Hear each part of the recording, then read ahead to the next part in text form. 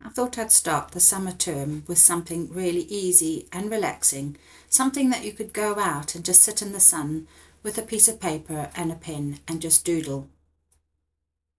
What comes first, the pen or the wash and the pen, or a combination of both? And that is entirely a personal choice. So I thought, because we are doing the sketch in stone in July, that we would use anything stone related as the reference for our pen and wash first project for summer. So I'm doing this in all my classes. Not all the classes will be doing exactly the same thing.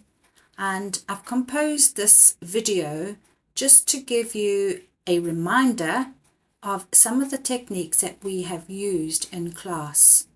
So all of you will now have had week 1. For those who've missed, you will be able to watch this video and have an easy catch up. Some of the paintings that I've put on as images are complete. Others aren't. Some are only halfway or stage 1 or stage 2, but I've included them as an idea of where we're going. I will not be putting finished paintings up, but if you wanted to see the finished images, you can always go to the class gallery on my website, and at the end of this video I will put the link that you can go to see paintings as and when they are coming through to me in their completed stage. I'm anticipating that this will be at least only at the end of next week. So sit back, take a coffee or a tea, whatever you fancy, and just watch the video. It has been videoed by somebody in one of the classes that you can't actually get very kindly. She offers to hold it and does a very good job. So if that was dry, so thank you and to her. I took a brush, I really like that one.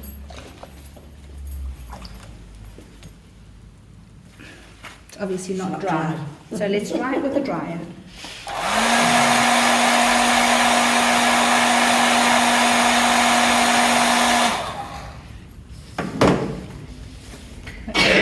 It should not bleed, okay? So it means that you can paint over it. If I used, this is a, hang on, I've got another one, that's,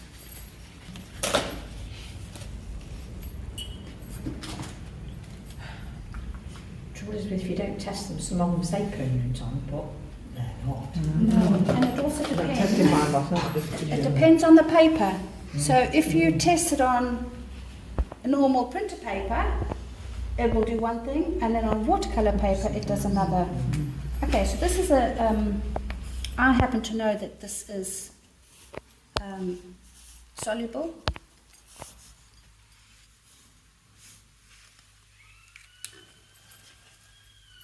So it's also a brush pen, and I am going to dry it just to hopefully prove the point.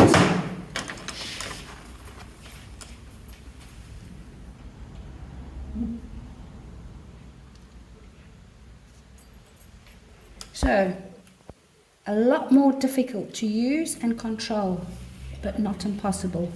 Okay, really nice for shading, shadows. But you can see if you did your entire painting with a soluble black pen, it would very quickly go mucky. Okay, so what I've done there is, instead of just keeping to water, I've actually just dipped my brush into a little bit of paint.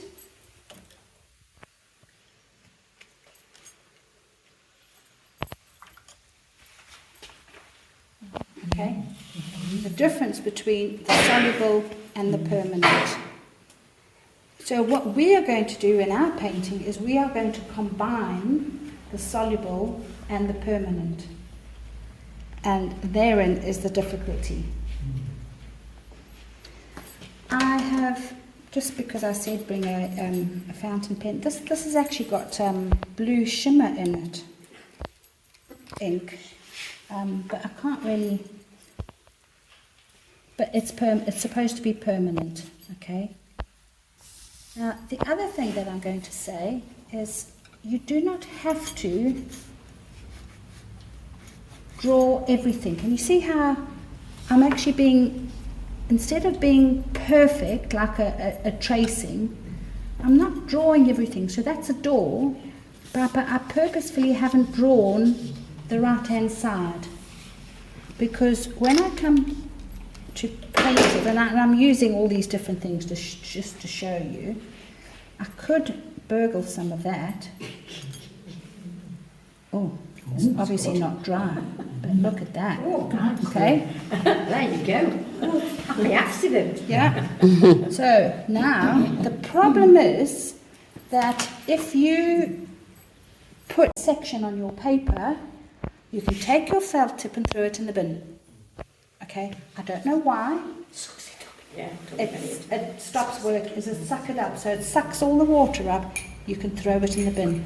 Make sure that your paper, if you're going to draw over the top of it, is totally dry. Okay, so what I wanted to show you, and you will end up with ink everywhere, that's just soluble quink, and look, just put a little bit onto that blue because now I wanted to just accentuate a bit. Look, you see what's happening? Okay, so if I wanted to draw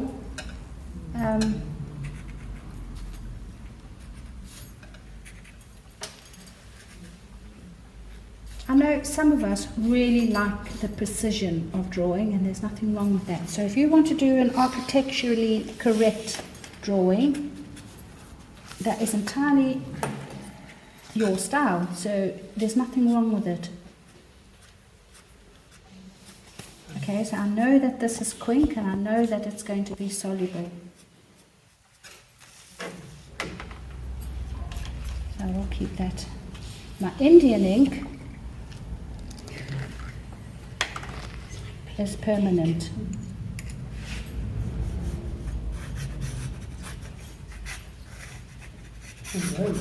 Okay.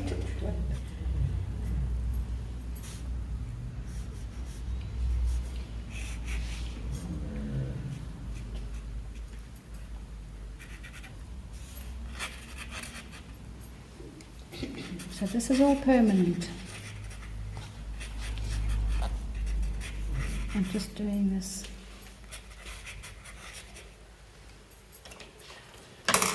I haven't used a brush yet, have I? No. Only to put a little bit of that water on. Now, see the different marks we get? That's permanent. That's my soluble.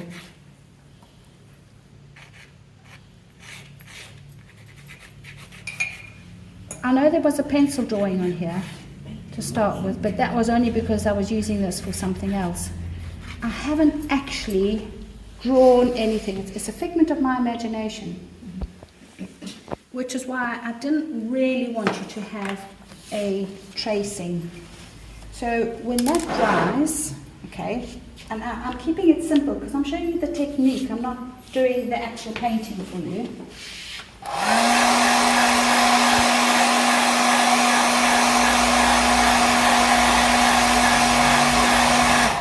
Let's see what happens.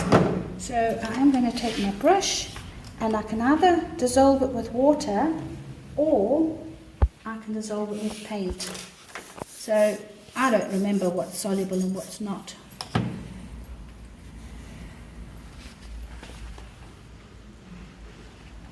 Quite like that. And that's permanent. Can you see the difference? So, just to show you something else, I'm going to. This has got. It's also blue. Okay, so I'm going to use that, which is my soluble marker. So this is the first time that I am putting a soluble marker on this paint drawing. Okay. And I just want to show you what it does. And I am going to, I think it was cobalt, so I'm going to put a dip of cobalt in my brush, and I'm just going to allow that to touch. You see how it's actually reacting very differently. It's not bleeding as much because this is Waterford and the other one isn't. It is bleeding, but not quite as much. But can you see what it's done? So it's quite nice for shadows. But it's about knowing what it's going to do on the particular paper.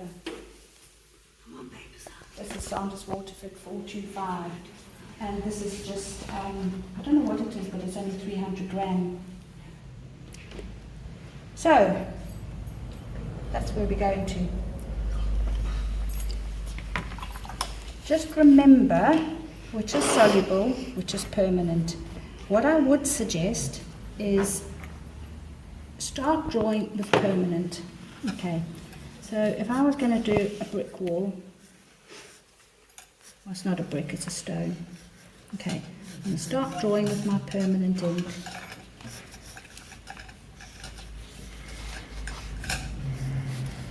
Wait for it to dry. Which ink stuff? Indian. Okay. Notice how I've cleaned it on there before I go and put it in my water. I will wait for that to dry.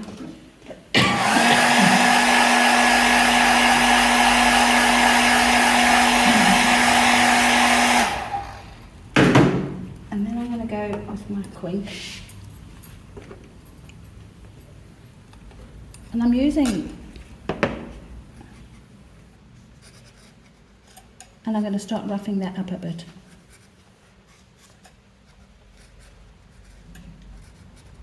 Make it a bit more interesting.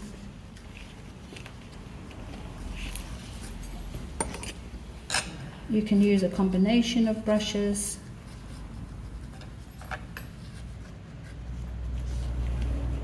Maybe put some texture in. Maybe I don't want soluble everywhere.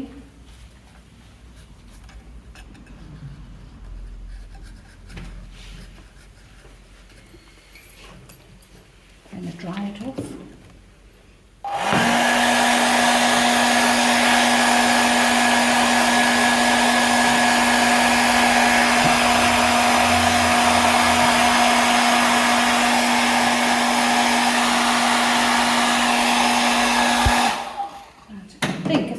Correctly, that was all done with permanent ink. Okay, so that now reads trees. There's a little bit of that soluble ink there, so I'm just going to allow it to bleed up a bit. And then just drop. You see how I'm getting a bit of texture and shadows in my trees, and I can build that up. Okay, so let's just go and I'm hunting for my soluble ink. The minute I find soluble ink, I can play. So if I put lots of water in, look what's happening. You see how I'm getting those like cauliflowers? But I'm controlling what's going on.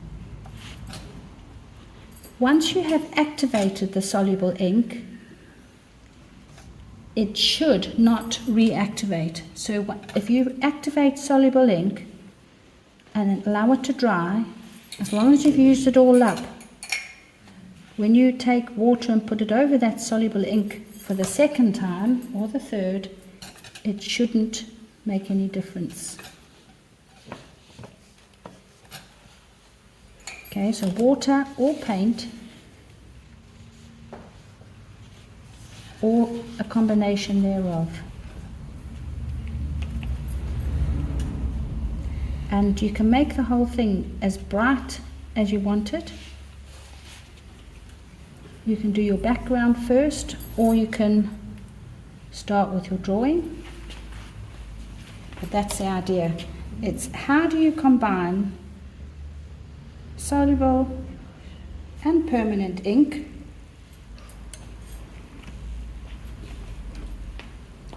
and do a painting of stone or something that represents stone.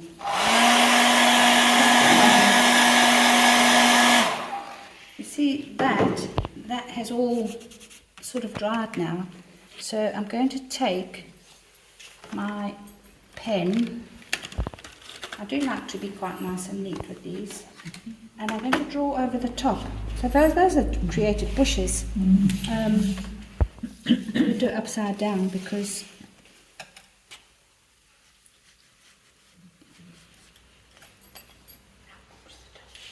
okay, just make sure that it's dry and that's not totally dry.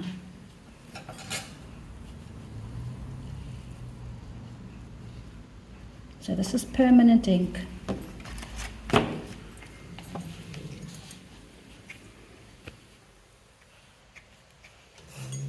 Again, everybody's got their own style, so I'm not trying to dictate that everybody does all four corners or that you only do one corner.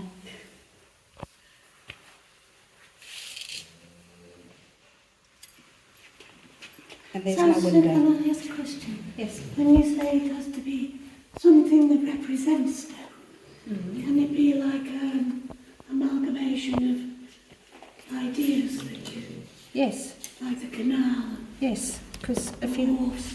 It remember, doesn't have to be real. No. Oh, Because it doesn't have to be real. You can do it as cubism. You can do it as anything you like. Okay. We did the wonky buildings, which I've never finished. You could do the stone high street as wonky buildings. oh yeah. I did a few of them, so Yeah. So all I'm saying is, there was that. That's another one I've never finished, the wonky building. Lots and lots of ideas. I want you to come up with your ideas using soluble ink and permanent ink. And I particularly like that. It's just the hard and soft and going back in and working it. When I said that one at the top isn't quite finished, I'm not sure I like it, but I'll look at it.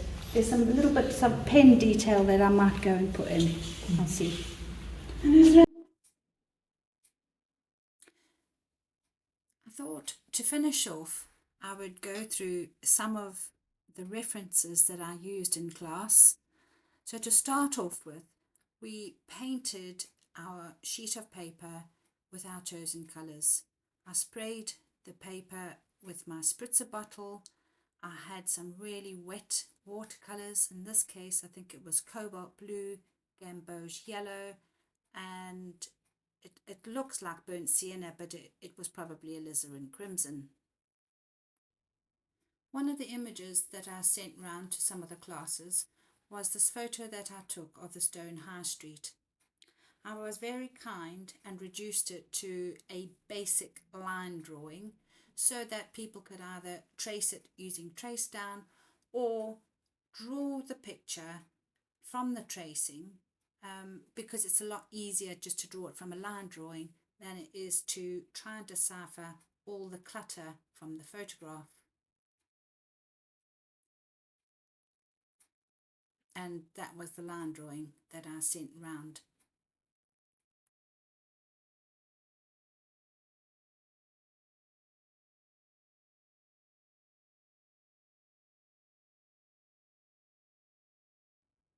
So some of the groups had the option of choosing their own photos, and I did say that during the Easter break you could take advantage of the sunny weather and go and take your own photos of Stone, seeing as it's only a few miles from Stafford. So I did just that, and I took photos of things that interested me, one being this Monkey Tail pub. I really liked the sign of the pub, but I couldn't really get the sign into the drawing because I wanted to do the drawing face on and the sign was at 90-degree angles. So I had to come up with a solution. So I've given you an example coming up of how I've created it to show that you do not have to draw something exactly as it is in real life or as it is in a photograph. This is an unfinished picture. I've got my basic background on and some very basic big shapes. And for now, that's all. So the next one was something that I did sitting along the canal looking at the Jules pub, and I couldn't really think of what to do. So I thought, right, okay, what can I see? And I could see bits of buildings. So I started drawing a collage of the bits of buildings. And this is from my sketchbook that I did.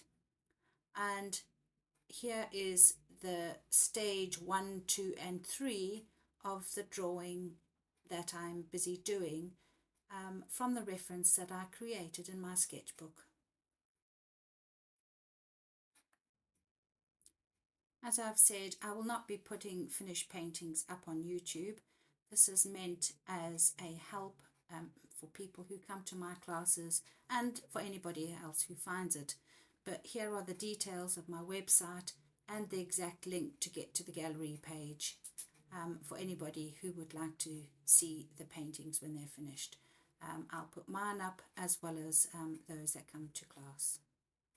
Thank you for watching.